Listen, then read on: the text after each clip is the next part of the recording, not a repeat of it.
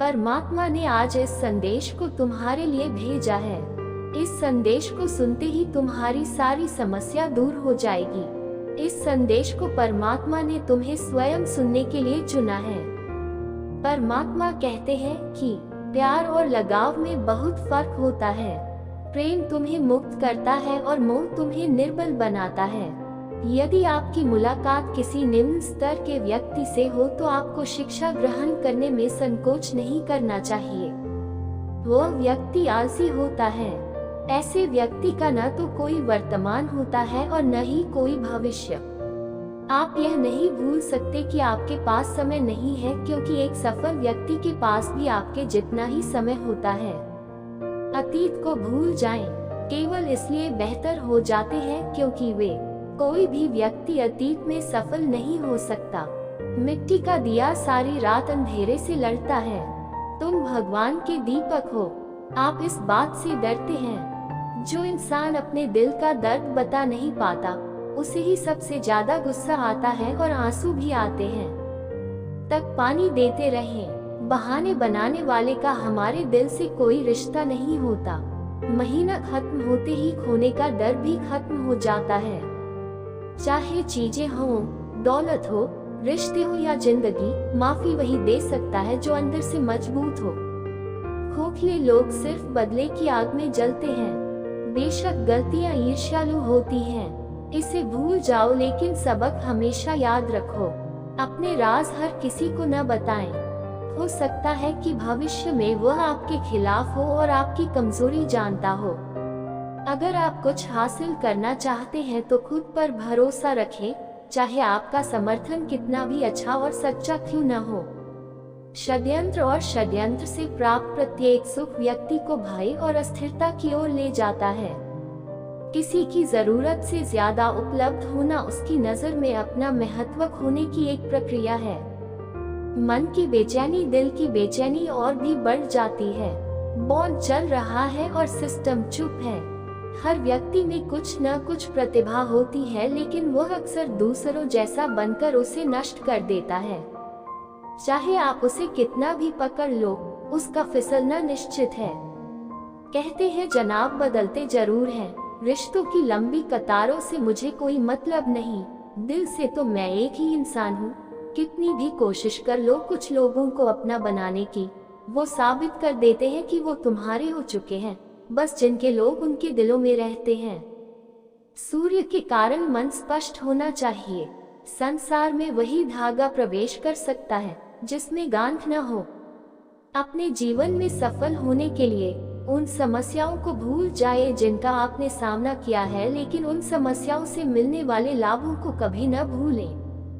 किसी के लिए सब कुछ कुर्बान कर देना यह उतना मुश्किल नहीं है, लेकिन ऐसा व्यक्ति ढूंढना मुश्किल है जो आपके बलिदान का सम्मान करेगा। यदि भगवान ने हमारा भाग्य लिखा होता तो हमारा भाग्य सबसे अच्छा होता, लेकिन हमारा भाग्य हमारे कर्मों, हमारी स्वतंत्र इच्छा से बनता है, भगवान की इच्छा से नहीं। प्रेम और वीरता में बस इतना ही अंतर है कि गोवर्धन को एक उंगली से उठाने वाले श्री कृष्ण दोनों हाथों से बांसुरी पकड़कर आपको प्रणाम करते हैं। जो लोग आपको किसी भी हद तक खाते हैं, वे न केवल आपका सम्मान करते हैं बल्कि जीवन में आपकी आत्मा से भी प्यार करते हैं। तुम्हें जो भी करना है, अपने भरोसे और अपने भरोसे लोगों के भरोसे पर जियो, क्योंकि लोग तुम्हें तभी अपने कंधों पर उठाते हैं जब तुम उन्हें मिट्टी में मिला देते हो। अपने जज्बात वही जाहिर करो जहां उसकी कद्र हो, वरना फिर भी आपकी आंखों से गिरने वाले आंसू लोगों को रोटी नहीं बल्कि पानी लगते हैं। कुछ भी अजीब नहीं है। मनुष्य कमाने के लिए भी दौड़ता है और बचाने के लिए भी दौड़ता है। लोग अफसोस के साथ कहते हैं कि कोई किसी का नहीं होता और खुद से पूछना भूल जाते हैं कि हम किसके माली हैं। माली पौधों को रोज पानी देता है, लेकिन फल केवल मौसम में ही आते हैं। इसलिए जीवन में धैर्य रखें। हर कार्य अपने समय पर ही होगा। उम्र बढ़ने के साथ मुस्कुराना बंद नहीं होता, बल्कि मुस्कुराना बंद होते ही उम्र बढ़ जाती है। चतुराई से कुछ समय के लिए किसी को मोहित किया जा सकता है। दिल जीतने के लिए सरल और सहज होना जरूरी है, जो अकेले में और खामोश रहकर किया जा सकता है और दर्द छुपाया नहीं जा सकता। वह व्यक्ति आज दुनिया का सबसे शक्तिशाली व्यक्ति है। एक परिवार सिर्फ साथ रहने से नहीं बल्कि प्यार, सम्मान और देखभाल से बनता है। जहां दूसरों को समझाना मुश्किल हो जाए, वहां खुद को समझाना बेहतर होता है। उस व्यक्ति को कभी मत भूलो जो भाग्य और परिस्थितियों के बुरे समय में आपके साथ खड़ा रहा। अगर दोनों साथ नहीं देते तो हमें उनकी भी सुननी पड़ती है जिनकी हमारे सामने कोई औकात नहीं। वह इंसान कभी हार नहीं सकता जो सहना जानता है। श्री कृष्ण कहते हैं कि जीवन में जो कुछ भी होता है वह अच्छे के लिए होता है। बुरा समय इसलिए आता है ताकि हम अच्छा समय बिता सकें। कीमत जाने तो हमारे जीवन में समस्याएं बिना वजह नहीं आती। उनका आना इस बात का संकेत है कि हमें अपने जीवन में कुछ बदलना होगा। हमें अहंकार से भरी बातें करके किसी का दिल नहीं दुखाना चाहिए, क्योंकि समय अहंकार को तोड़ देता है और बोलने लायक कुछ भी नहीं छोड़ता। किसी को मनाओ, शादी से पहले यह जरूर देख ले कि वह आपसे नाराज या नाराज तो नहीं है। अपमान में जीना बेहतर है। मृत्यु द्वैत का केवल एक श्लोक देती है, लेकिन अपमान जीवन में हर दिन द्वैत लाता है। साधारण दिखने वाले लोग दुनिया के सबसे अच्छे लोग होते हैं। इसलिए भगवान ऐसे बहुत से लोगों को बनाता है। जीवन की विडंबना यह नहीं है कि आप अपने लक्ष्य तक नहीं पहुँचे, बल्कि यह है कि आपके पास पहुँचने के लिए कोई लक्ष्य ही नहीं था और न जाने वह आपको किस मोड़ पर ले आया है। यह न तो जीवन है और न ही पथ। नो स्टोरी, बस जी जाने वाले इंसान की सबसे बड़ी हार तब होती है जब उसे एहसास होता है कि जिसे हम अपना सब कुछ मानते हैं उसके लिए हम कुछ भी नहीं हैं। आप कैसे गुजर रहे हैं? हर कोई पूछता है कि आप कैसे रहते थे। दिल में कितना भी धोखा हो, कोई नहीं पूछता क्यों नहीं, लेकिन भगवान आपका भला करे। कोई छीन नहीं सकता तुमसे। ये रिश्ते भी अजीब होते हैं, बिना अविश्वास के शुरू नहीं होते और बिना धोखे के खत्म नहीं होते। बस एक गलती हो गई, लोग भूल जाएंगे कि तुम पहले कितने अच्छे थे। दोस्त तुम हो या नहीं, इससे कोई फर्क नहीं पड़ता अमीर हो या गरीब, लेकिन आपके बुरे वक्त में वह आपका कितना साथ देता है मायने ये रखता है। कि गलतियों पर चिल्लाने या डांटने की बजाय कोई हाथ पकड़कर प्यार से समझाए तो अच्छा लगता है। जो लोग बहुत सारी बातें करना जानते हैं वे अक्सर चुप ही रहते हैं। हमारा मजाक तो बाद में बनता है, पहले लोग हमें अपना बना लेते हैं। कभी कभी अपने मन को समझाओ, ये बेहतर है, क्योंकि हर जिद हमें खुशी नहीं देती। जो लोग अपनी गलती ही नहीं मानते वो आपको अपनी गलती कैसे मानेंगे?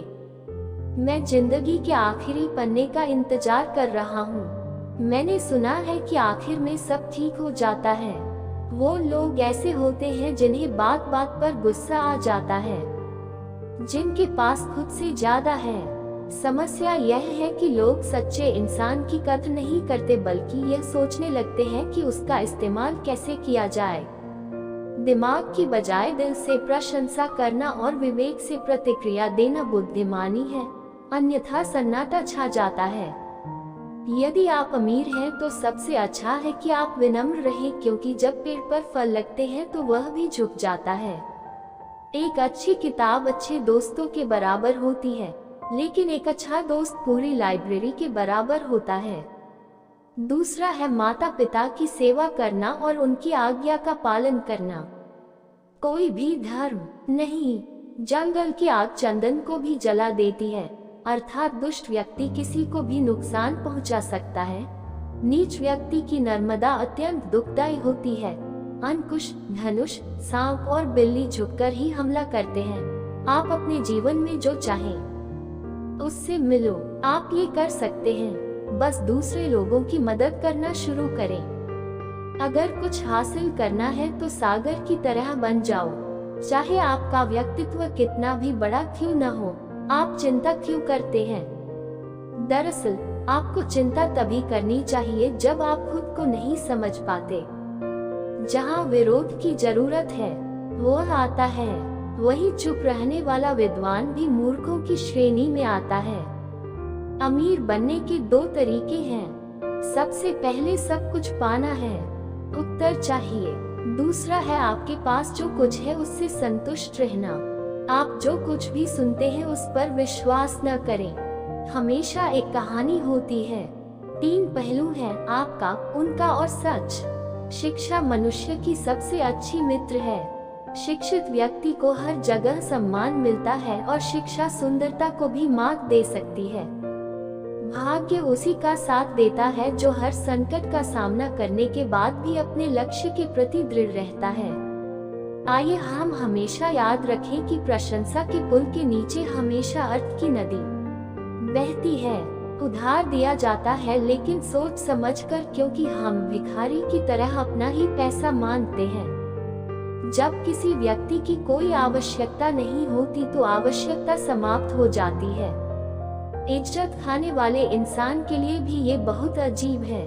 प्रक्रिया मरे हुए पैर और दूसरों को रुलाने वाले होते हैं। किसी का असली चरित्र तभी सामने आता है जब आपको उसकी कोई चिंता नहीं रह जाती।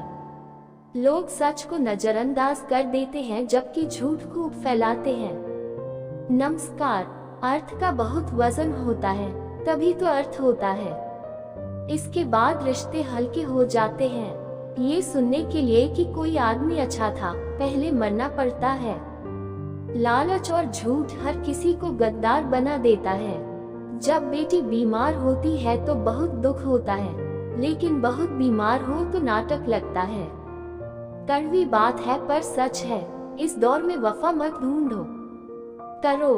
वह जमाना था जब मकान कच्चे हुआ करते थे, लेकिन इंसान सच्चे होते थे। इंसान भगवान से लाखों करोड़ों की चाहत रखता है, लेकिन जब वह मंदिर जाता है तो उसे जेब में सिक्के मिलते हैं। असली आदमी परिस्थितियों से लड़ते हैं और नकली आदमी घर की महिलाएं, लोग तब आपके पास नहीं आते।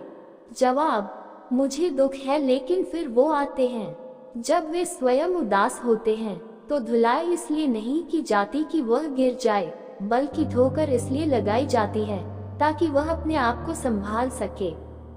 जब से बेटे ने पिता का व्यवसाय संभाला है, बेटा समझता है कि उसने ही पिता को पाला है। जब कोई नया मिल जाता है तो पुराना रिश्ता फिर से कायम हो जाता है।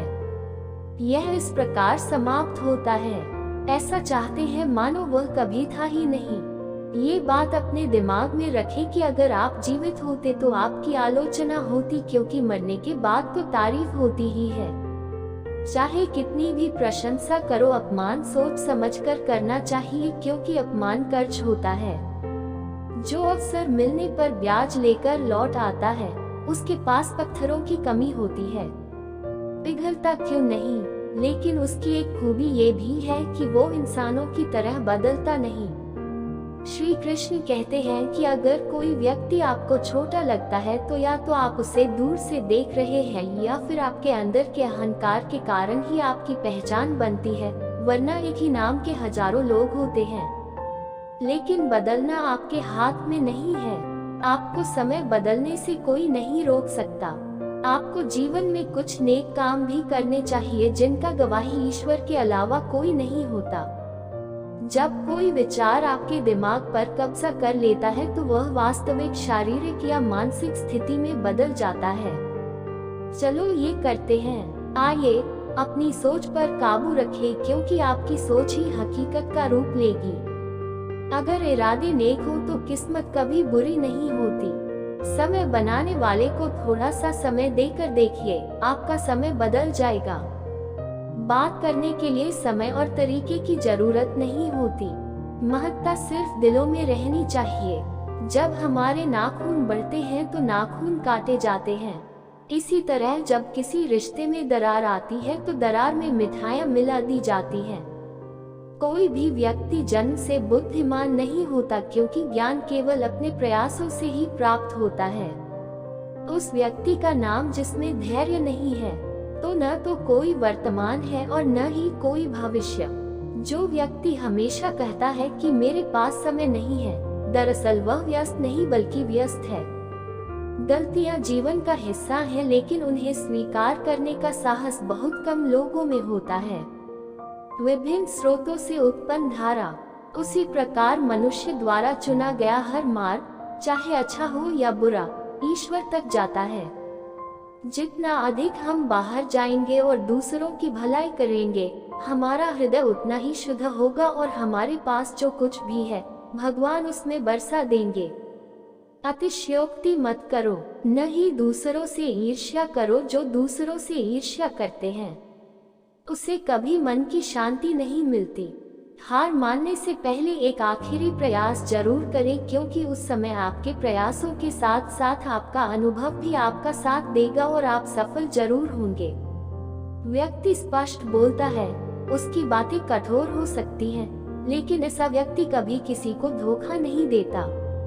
सच्चा प्यार अकेलेपन में भी प्यार का एहसास कराता है, जबकि दिखावे का प्यार साथ रहकर भी अकेलेपन का एहसास कराता है। मुझे उनसे दूर रहना होगा, उन सभी से जो मेरे साथ रहकर भी मेरे साथ नहीं रहते। मुझे नहीं पता कि वे मुझे क्यों छोड़ देते हैं। वे लोग जिन्हें हम जीवन मानते हैं और कभी उनके साथ नहीं रहना चाहते। कोई सहारा नहीं, कुछ भी नहीं। जो कुछ भी आप अनुभव कर रहे हैं उसका मतलब था बिल्कुल वैसा ही होना जैसा ये था। किसी की खुशी के बारे में लिखने से ऐसा हो रहा है। अगर आपके पास पेंसिल नहीं है तो एक अच्छा इरेजर बन जाए जोन का गम मिटाने के लिए। मनुष्य की वाणी में विष और अमृत दोनों होते हैं, जिससे वह अपने जीवन को स्वर्ग या नर्क बना लेता है। हर कोई अलग है, कोई भी सही या गलत नहीं है। अगर आप जीवन में खुश रहना चाहते हैं तो हम बस अलग हैं। दूसरों की बकवास को नजरअंदाज करना सीखें। इरादे और सोच अच्छी होनी चाहिए। अच्छे काम तो कोई भी कर सकता है।